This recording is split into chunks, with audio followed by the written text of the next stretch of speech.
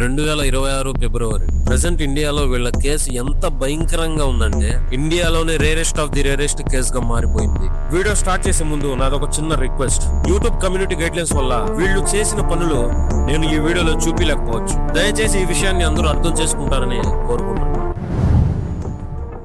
10 సంవత్సరాల నుండి యూపీ బందా డిస్ట్రిక్ట్ లో వీళ్ళిద్దరు ఎలాంటి పనులు చేసేవారంటే ఈ కేసు చూసిన జడ్జే ఇది ఇండియాలోనే rarest of the rarest case గా డిక్లేర్ చేశారు. నిజానికి అక్కడ ఏం జరిగింది? రామ్ భవన్ అనే ఇతను అతని వైఫ్ తో కలిసి చైల్డ్ ఆపరేషన్ చేస్తుండేవాడు. వీళ్ళిద్దరు చిన్న పిల్లలు చేస్తూ దాన్ని వీడియో తీసి ఆ వీడియోని డార్క్ వెబ్ లో అప్లోడ్ చేస్తుండేవాడు. రామ్ భవన్ అతని వైఫ్ కలిసి దాదాపు 2 లక్షల వీడియోస్ డార్క్ వెబ్ లో అప్లోడ్ చేశారు. ఎంతమంది పిల్లల్ని నాశనం చేసుంటారు. ఈ కథ రామ్ భవన్ తో స్టార్ట్ అవుద్ది. ఇతను యూపీలోని నారాయణ టౌన్ లో ఉండేవాడు. చాలా సింపుల్ గా కనిపించేవాడు. 40-50 సంవత్సరాల అంకుల్స్ ఎలా ఉంటారో సేమ్ అలానే ఉండేవాడు. చాలా కష్టపడేవాడు.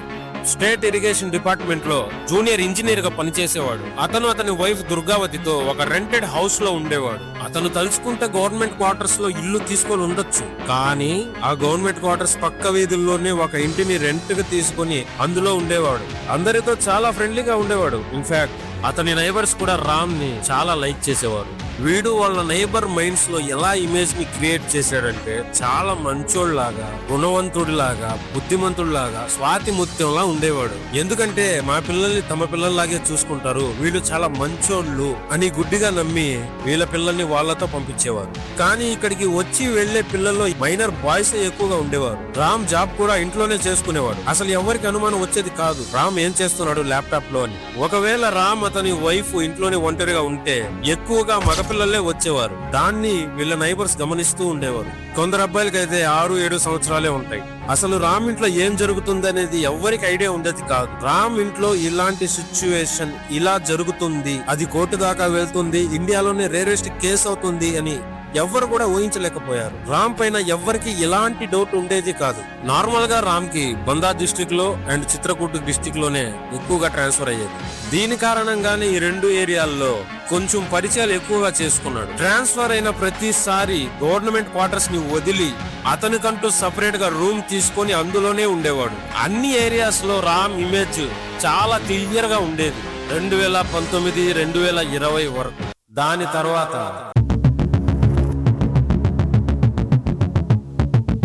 ఇక్కడ నుంచి స్టోరీ చాలా ఇంట్రెస్టింగ్ గా మారబోతుంది. స్కిప్ చేయకుండా చూడండి. 2019-2020 మధ్యలో యూపీ నుండి 7,000 కిలోమీటర్ల దూరం బెల్జియం లో ఒక వీడియో చాలా ఫాస్ట్ గా సర్క్యులేట్ అవడం స్టార్ట్ అవుతుంది. ఆ వీడియో కూడా 1-2 సెకండ్లే ఉంటది. ఒక వ్యక్తి కెమెరాని అడ్జస్ట్ చేస్తున్నట్టు కనిపిస్తాడు. అందులోనే ఒక చిన్న పిల్లోడు కూడా ఉంటాడు. అలా అడ్జస్ట్ చేస్తూ కొంచెంసేపు తర్వాత ఆ పిల్లోడితోనే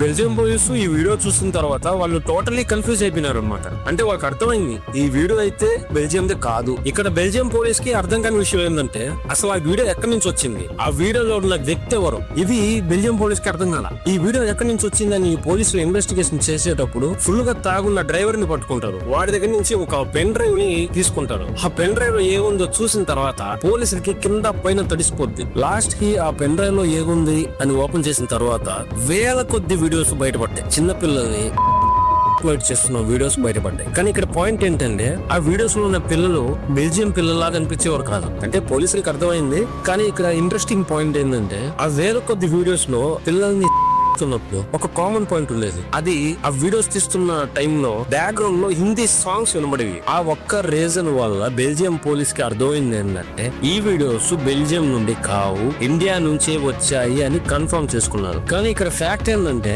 బెల్జియం లో CSAM child sex abuse material అనేది పూర్తిగా ఇలీగల్. ఒకవేళ చేసిన అతని పైన సీరియస్ క్రిమినల్ అఫెన్సిబుల్ పడుతుంది. ఇంటర్నేషనల్ రేస్ కోసం బెల్జియం పోలీసు ఈ వీడియోస్ అన్నింటినీ ఇంటర్పోల్ తో షేర్ చేసుకుంది.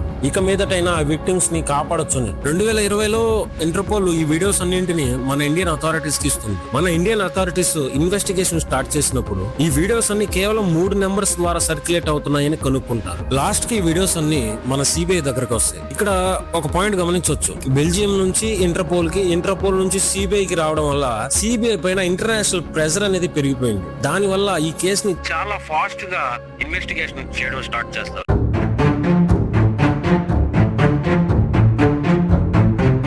కేలకు అక్టోబర్ 31, 2020 ఎఫ్ఐఆర్ ని ఫైల్ చేస్తారు. ఈ 3 నెంబర్స్ ని సిబిఐ ఇన్వెస్టిగేషన్ చేసినప్పుడు వాళ్ళకి అర్థమైంది ఏంటంటే ఈ 3 నెంబర్లు ఒకే ఏరియా నుండి కనెక్ట్ అవుతున్నాయని తెలుసుకున్నారు. ఆ ఏరియా యూపీ అని కూడా తెలుసుకున్నారు. అంటే ఇక్కడ యూపీలో ఒక ప్రైవేట్ బిల్డింగ్ లో ఈ చిన్న పిల్లల్ని అబ్యూస్ చేస్తూ దాన్ని వీడియో తీసి దాన్ని డార్క్ వెబ్ లో అప్లోడ్ చేసి ఆ వీడియోస్ ని సర్క్యులేట్ చేస్తున్నారు అని సిబిఐకి ఒక ఐడియా వచ్చేసింది. ఆ నంబర్స్ ని ట్రేస్ చేస్తూ ఎట్టకేలకు సిబిఐ ఆ పర్టికులర్ ఇంటికి వెళ్తారు. వెళ్లి డోర్ నాక్ చేస్తారు. బయటకు వచ్చి ఇన్నోసెన్స్ ఫేస్ తో దుర్గావతి నించొని ఉంటుంది. ఆ దుర్గావతిని చూసిన సిబిఐ ఆఫీసర్స్ ఒక్కసారిగా షాక్ అవుతారు. ఈయన చూస్తే ఇంత ఇన్నోసెన్స్ గా ఉంది, ఇల్లు చూస్తే కూడా ఆ మాత్రం లేదు, ట్రేసింగ్ అడ్రస్ ఏంది ఇక్కడి నుంచి చూపిస్తుందని ఒక్కసారిగా షాక్ అవుతారు. అంటే వాళ్ళనే కాదు ఎవరైనా షాక్ అవ్వాల్సిందే. ఆ ఆంటీ అంకుల్ చూస్తే చాలా ఇన్నోసెన్స్ గా ఉన్నారు. వాళ్ళకి డార్క్ వెబ్ ఎలా తెలుసు, తెలిసినా కూడా దాంట్లో అప్లోడ్ చేయడం, వరల్డ్ వైడ్ సర్క్యులేట్ చేయడం, ఇంత నాలెడ్జ్ వీళ్ళకి ఎక్కడిదిలే అని ఎవరైనా డౌట్ పడాల్సిందే. సిబిఐ ఆఫీసర్స్ కి రామ్ అండ్ దుర్గావతి మీద చాలా వరకు అనుమానం తగ్గిపోతుంది. కానీ ఎక్కడ 1-2% అనుమానంతో ఇంట్లోకి వెళ్లి ఇన్వెస్టిగేషన్ చేయడం స్టార్ట్ చేస్తారు. ఇంట్లో ఉన్న ప్రతి వస్తువుని వెతుకుతారు. వాళ్ళ ల్యాప్టాప్స్ ని, మొబైల్స్ ని, వాళ్ళ చుట్టుపక్కల ఉన్న నైబర్స్ ని అందరినీ అడిగి తెలుసుకునేటప్పుడు ఆ ఇంట్లో ఉన్న ఒక రూమ్ లోకి ఎప్పుడైతే వెళ్తారో అప్పుడు సిబిఐ ఆఫీసర్స్ కి అర్థం అవుతుంది, ఆహో ఈ డార్క్ వెబ్, ఈ వీడియోస్, వీళ్ళిద్దరే ఈ వీడియోస్ ని సర్క్యులేట్ చేస్తున్నారు అని అర్థమైపోతుంది. నేను వీడియో స్టార్టింగ్ లో చెప్పినట్టు రామ్ కి 2 ఏరియాస్ లోనే ఎక్కువగా ట్రాన్స్ఫర్ జరిగేది. ఒకటి బందా డిస్ట్రిక్ట్, 2 చిత్రకూట డిస్ట్రిక్ట్. ఈ 2 ఏరియాస్ లో రామ్ కి చాలా పరిచయాలు పెరిగాయి. ఆ సరౌండింగ్స్ గానీ, ఆ మనుషులు గానీ, వాళ్ళ వాలకాలు గానీ అన్ని తెలుసుకున్నాడు. రామ్ కి ఇది కూడా తెలుసు, ఏ విక్టిమ్ ని చూస్ చేయాలి, ఎవరితో అబ్యూస్ చేయాలి, ఎవరైతే కరెక్ట్ గా ఉంటారు. ఇక్కడ రామ్ ఎవరైతే ఫైనాన్షియల్లీ వీక్ గా ఉంటారో వాళ్ళని టార్గెట్ చేసి వాళ్ళతో వీడియోస్ చేసి దాన్ని డార్క్ వెబ్ లో అప్లోడ్ చేస్తుండేవాడు. రామ్ ఇక్కడ 5 నుంచి 15 సంవత్సరాల మధ్యలో ఉండే పిల్లల్ని సెలెక్ట్ చేసుకునేవాడు. ఎందుకంటే అబ్యూస్ తర్వాత వాళ్ళు ఎవరికి వెళ్లి చెప్పుకోలేరు. వాళ్ళకే తెలియదు వాళ్ళతో ఏం జరిగింది, ఏమైంది అని వాళ్ళకే తెలియకుండా పోయేది. ఎవరి దగ్గరికైనా వెళ్లి చెప్పాలంటే కూడా వాళ్ళు సరిగ్గా చెప్పలేకపోయేవారు. ఎదుటి మనిషికి అర్థమయ్యేది కాదు ఏం చెప్పాలి అనుకుంటున్నారు. ఆ ఏజ్ లో ఉండే పిల్లల్ని అబ్యూస్ చేస్తూ ఉండేవాడు. ఎందుకంటే Ram and Durgavati image already clean గానే ఉండేది. ఎవరైనా వెళ్లి చెప్పినా కూడా నమ్మేవారు కాదు. ఎందుకంటే వాళ్ళు మగపిల్లలతో ఆ ఏజ్ లో ఉన్న రామ్ అండ్ దుర్గావతి ఇలా చేస్తున్నారంటే ఎవరు నమ్మే పొజిషన్ లో కూడా ఉండరు, అసలు నమ్మరు కూడా. రామ్ అండ్ దుర్గావతి ఆ విక్టిమ్స్ ని ఇంటి దాకా పిలిచేందుకు వాళ్ళకి ఏవేవో మాటలు చెప్పేవారు, ఫుడ్ పెట్టేవారు, అడిగింది ఇచ్చేవారు. కొన్ని సిచ్యువేషన్స్ లో పిల్లలకి ఫోన్లు కూడా ఆఫర్ చేస్తుండేవారు. సో మీరే ఆలోచించండి, 5 నుంచి 15 సంవత్సరాల్లో ఉండే పిల్లలకి ఫోన్ ఆఫర్ ఇస్తే వాళ్ళు రాకుండా ఉంటారా? ఖచ్చితంగా వస్తారు, ఎందుకంటే వాళ్ళ పిల్లలు. ఈ ట్రాప్ లో పడిన తర్వాత పిల్లలందరూ రామ్ ఇంటికి వచ్చేవారు. దాని తర్వాత రామ్ నేరుగా వెళ్లి తలుపుకి గిళ్ళు పెట్టి ఆ పిల్లోడితో అన్ని వీడియోస్ రికార్డింగ్ చేసుకునేవాడు. ప్రతిదీ ఒక్కటి కూడా వదలకుండా అన్ని రికార్డింగ్ చేసుకునేవాడు. ఆశ్చర్యకరమైన విషయం ఏంటంటే అంత దరిద్రమైన పని చేయడం కాకుండా ఆ పిల్లోడితో ఇలా చెప్పేవాడు, నువ్వు వెళ్ళి మీ ఫ్రెండ్స్ ని, మీ తమ్ముళ్ళని, మీ అన్నయ్యని తీసుకురా, నీకు చాక్లెట్స్, మొబైల్స్, తినేదానికి ఏదైనా ఇస్తాను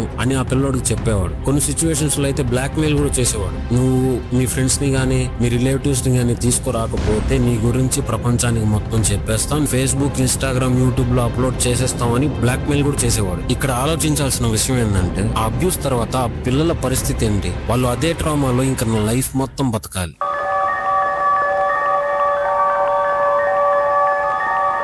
అబ్యూస్ తర్వాత రికార్డింగ్స్ అన్నింటినీ డార్క్ వెబ్ లో అప్లోడ్ చేసేవాడు. డార్క్ వెబ్ ఎందుకంటే డార్క్ వెబ్ ని ట్రేస్ చేయలేరు. దీని వల్లే రామ్ ఎప్పుడు చూసినా ల్యాప్టాప్ కి అతుక్కునే ఉండేవాడు. అతను మొత్తం నేర్చుకున్నాడు, ఎలా అప్లోడ్ చేయాలి, ఆ వీడియోస్ ని ఎలా సెల్ చేయాలి, ఆ వచ్చిన అమౌంట్ ని ఎలా బిట్ కాయిన్స్ లో తీసుకోవాలి, అన్ని నేర్చుకునేసాడు. డార్క్ వెబ్ ని ట్రేస్ చేయడం చాలా కష్టం. ఈ రీజన్ వల్లే దుర్గావతి, రామ్ 10 సంవత్సరాల వరకు అందులో వీడియోస్ అప్లోడ్ చేస్తూ లక్షల్లో సంపాదించేవారు. అండ్ సంపాదించారు కూడా. మీరు చెప్తే నమ్మరు, సిబిఐ ఇంకా లోతుగా ఇన్వెస్టిగేషన్ చేసినప్పుడు తెలిసింది ఏంటంటే ఒక పిల్లాడికి 3 సంవత్సరాలు. ఆ పిల్లోడితో కూడా వీళ్ళు వీడియోస్ తీశారు. సిబిఐకి వీళ్ళ ఇంట్లో 8.5 లక్షల క్యాష్, 12 మొబైల్స్, 2 ల్యాప్టాప్స్ దొరికాయి. మీరు ఒకటి గమనించారా? అక్కడ ఉండేది 12 mobile phones. International authorities and CBI కలిసి 3 నెంబర్లు మాత్రమే పట్టుకోగలిగింది. అక్కడ వాళ్ళకి ఒక డైరీ కూడా దొరికింది, అందులోనే లెక్క పక్కలు ఉండేవి. అండ్ ఒక హార్డ్ డ్రైవ్ కూడా దొరికింది, అందులో మొత్తం 34 వీడియోస్ ఉన్నాయి. వీళ్ళు ఆ 34 వీడియోస్ లో చిన్న చిన్న పాటలుగా కట్ చేసి వేలల్లో వీడియోస్ తయారు చేస్తూ వాటిని డార్క్ వెబ్ లో అప్లోడ్ చేసి అమ్మేవారు. ఒరిజినల్ వీడియోస్ 34, కానీ వీటితో పాటు 679 ఇమేజెస్ ఉన్నాయి ఆ బిట్టింగ్స్. వీళ్ళని అరెస్ట్ చేసిన కొద్ది రోజుల తర్వాత దుర్గావతి ఆ మొత్తం ఇలిగేషన్స్ మొత్తం వాళ్ళ హస్బెండ్ పైన నెట్టేసింది. ఈ విషయానికి నాకు ఎలాంటి సంబంధం లేదు, నా హస్బెండ్ ఇలా చేస్తాడని నాకు అసలు తెలియదు అని చెప్పేసింది. కానీ అప్పుడే కొంతమంది విక్టిమ్స్ వచ్చారు. కాదు కాదు, దుర్గావతి అంటే చెప్పేది అబద్ధం, అంకుల్ వీడియో తీస్తున్నప్పుడు కెమెరా చేతిలో పట్టుకొని దుర్గావతి అంటే మమ్మల్ని వీడియో తీసింది అని చెప్పేవారు. కొందరైతే మాకు సహాయం చేయండి అని మేము ఎంత అరిచినా దుర్గావతి అంటే మమ్మల్ని చూస్తూ అలాగే ఉండేదని కూడా చెప్పారు. కొంతమంది విక్టిమ్స్ ఇలా కూడా చెప్పారు, రామ్ అంకుల్ ఏదైతే చేయమంటాడో దుర్గావతి అంటే మాతో వచ్చి అదే చేసేది. మేము ఎంత అరిచినా, మేము ఎంత గోల చేసినా మమ్మల్ని చూస్తూ ఉండేదే తప్ప మాకు ఎలాంటి సహాయం చేయలేదు. దాని తర్వాత కొంతమంది విక్టిమ్స్ పోలీసులకి కొన్ని విషయాలు కూడా చెప్పారు. అది నేను ఇక్కడ చెప్పకూడదు, చెప్పినా అది యూట్యూబ్ కమ్యూనిటీ అగైనెస్ట్ కాబట్టి దాన్ని నేను చెప్పాలనుకోవడం లేదు.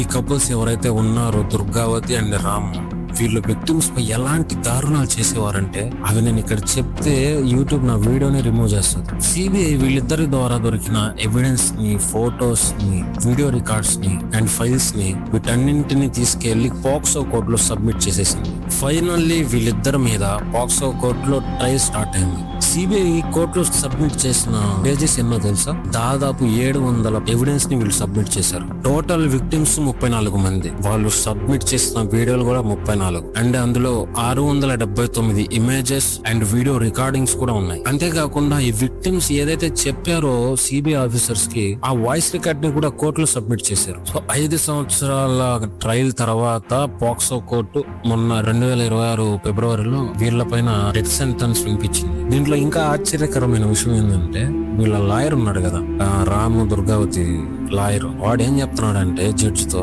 లేదు ఇది రాంగ్ డెసిషన్ తీసుకున్నారు మీరు, మా మనుషులకి న్యాయం జరగలేదు, మీరు వాళ్ళకి సరైన న్యాయం చేయలేదు అని జడ్జి తో అంటున్నాడంట.